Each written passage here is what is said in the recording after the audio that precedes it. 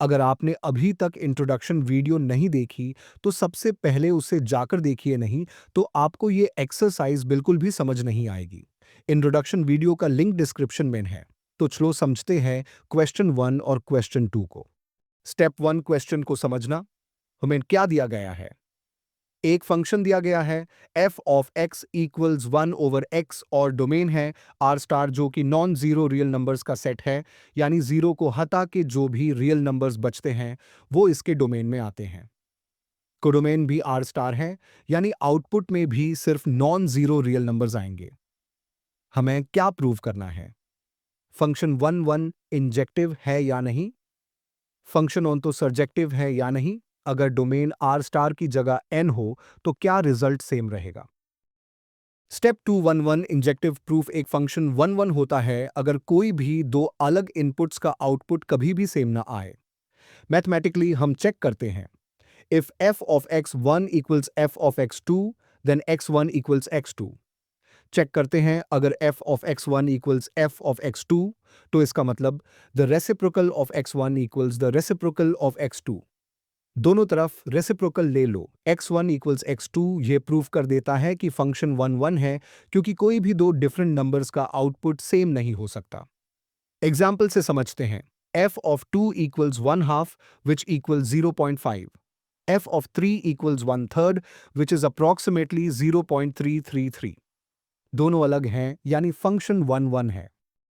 Step 3 onto surjective proof एक function onto होता है अगर हर पॉसिबल आउटपुट को डोमेन का हर एलिमेंट किसी ना किसी इनपुट से मिले। मतलब अगर कोई भी y belongs to r star दिया जाए तो हमें एक ऐसा x ढूंढना है जो सेटिस्फाई करे f of x equals y, यानी 1 ओवर x इक्वल्स y। इसको सॉल्व करने पर x इक्वल्स 1 ओवर y। अगर y कोई भी नॉन जीरो रियल नंबर है तो x इक्वल्स 1 ओवर y भी नॉन जीरो रियल नंबर होगा जो डोमेन में आता है। इसका मतलब फंक्शन ऑन तो भी है। एग्जाम्पल से समझते हैं। अगर output y is equal to 5 लेना हो तो हमें एक ऐसा x चाहिए जिसमें 1 ओवर x इक्वल्स 5। सॉल्व करें, x equals 1 over 5। x equals 1 over 5 एक वैलिड रियल नंबर है जो डोमेन r स्टार में आता है। इसका मतलब हर आउटपुट के लिए एक इनपुट एग्जिस्ट करता है, तो फंक्शन ऑन तो है। कंक्लूजन, फंक्शन 1 है, फंक्शन ऑन तो है, मतलब फंक्शन बिजेक्टिव एक और ऑन तो दोनों है। स्टेप 4 अगर डोमेन n हो तो क्या होगा? अब हमें चेक करना है कि अगर डोमेन n नेचुरल नंबर्स 1, 2, 3 हो तो फंक्शन 1 और ऑन तो होगा या नहीं? 1 check for n अगर x1 is not equal to x2 तो f of x1 equals 1 over x1 and f of x2 equals 1 over x2। अगर x1 is not equal to x2 तो obviously 1 over x1 is not equal to 1 over x2, यानी function 1 होगा। Onto check for n एक function onto तभी होगा जब हर possible output के लिए एक इनपुट एग्जिस्ट करे। हमें देखना है कि क्या हर y belongs to r star के लिए एक नेचुरल नंबर x मिलेगा जिसमें f of x equals 1 over x equals y। इसको सॉल्व करने पर x equals 1 over y। Problem अगर y कोई फ्रैक्शनल नंबर हो, जैसे y is equal to 0.2 to x equals 1 over 0.2 which equals 5 जो एक नेचुरल नंबर है, तो ये वैलिड है। लेकिन अगर y इज इक्वल टू 2.5 हो तो इक्वल्स 1 ओवर 2.5 विच इक्वल्स 0.4 जो नेचुरल नंबर नहीं है। मतलब हर आउटपुट के लिए एक नेचुरल नंबर एग्जिस्ट नहीं करता, इसलिए फंक्शन ऑन तो नहीं है। फाइनल आंसर, जब डोमेन आर स्टार हो तब फंक्शन बिजेक्टिव एक और सभी पर होता है। जब डोमेन n हो तब फंक्शन 1 तो होता है लेकिन ऑन तो नहीं होता। हम एक एक करके इंजेक्टिविटी 1 और सर्जेक्टिविटी ऑन तो चेक करेंगे। 1 चेक एक फंक्शन 1 होता है अगर अलग इनपुट्स का आउटपुट अलग आए। अगर f of x1 equals f of x2 तो देखते हैं कि क्या x1 इक्वल्स x2 होता है। x1 squared equals x2 squared, इसका मतलब हो सकता है x1 equals x2 same values 1 condition satisfied, या x1 equals negative x2 different values 1 condition fail.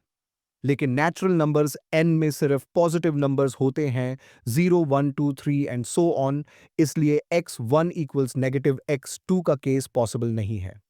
मतलब फंक्शन 1 1 है। ऑन तो चेक एक फंक्शन ऑन तो तभी होगा जब हर पॉसिबल आउटपुट के लिए एक इनपुट एग्जिस्ट करे। यहां कोडोमेन भी n है, मतलब आउटपुट में भी सिर्फ नेचुरल नंबर्स होने चाहिए। लेकिन कोई भी odd natural number y is equal to 3, 5, 7, 11 and so on किसी भी x स्क्वायर से नहीं आता, क्योंकि स्क्वायर वैल्यूज सिर्फ परफेक्ट स्क्वायर्स होती हैं 1, 4, 9, 16 एंड सो ऑन। तो फंक्शन ऑन तो नहीं है। Final answer 1 1 but not on 2. The function f from the set of integers z to the set of integers z defined by f of x equals x squared. 1 1 check agar f of x1 equals f of x2 to x1 squared equals x2 squared. इसका मतलब हो सकता है x1 equals x2 valid या x1 equals negative x2. Problem example f of 2 equals 4 and f of negative 2 equals 4. Same output आया तो function 1 1 नहीं है। ऑन तो चेक कोडोमेन z है, यानी आउटपुट में हर इंटीजर आना चाहिए। लेकिन negative integers -1, -2, -3 and so on किसी भी स्क्वायर से नहीं आते, क्योंकि स्क्वायर कभी नेगेटिव नहीं होता। तो फंक्शन ऑन तो भी नहीं है। Final answer neither 1 1 nor onto. The function f from the set of real numbers r to the set of real numbers r defined by f of x equals x squared. 1 1 check x1 squared equals x2 squared यहाँ भी x1 equals x2 या x1 equals negative x2 हो सकता है।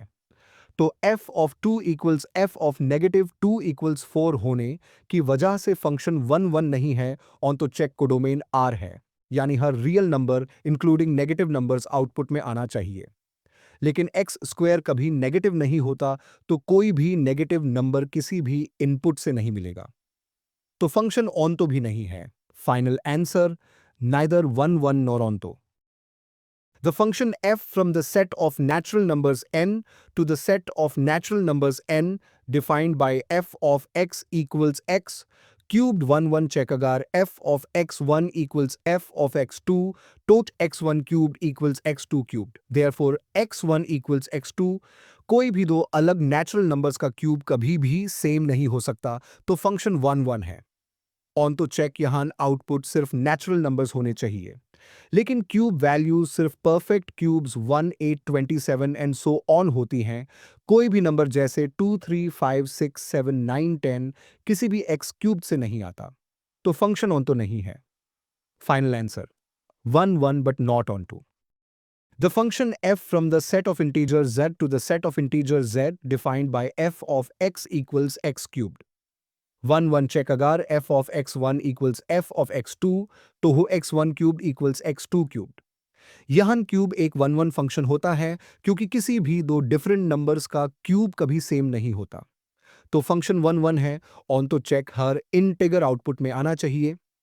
f of 1 equals 1 cubed equals 1. f of negative 1 equals negative 1 cubed equals negative 1. f of 2 equals 2 cubed equals 8. f of negative 2 equals negative 2 cubed equals negative 8. f of 3 equals 3 cubed equals 27. f of negative 3 equals negative 3 cubed equals negative 27. लेकिन अगर 5, 6, 7, 9, negative 10, negative 12 जैसे numbers देखें, तो ये किसी भी integer का cube नहीं है। इसका मतलब है कि हर इंटीगर कोडोमेन किसी ना किसी इंटीगर x का क्यूब नहीं बन सकता।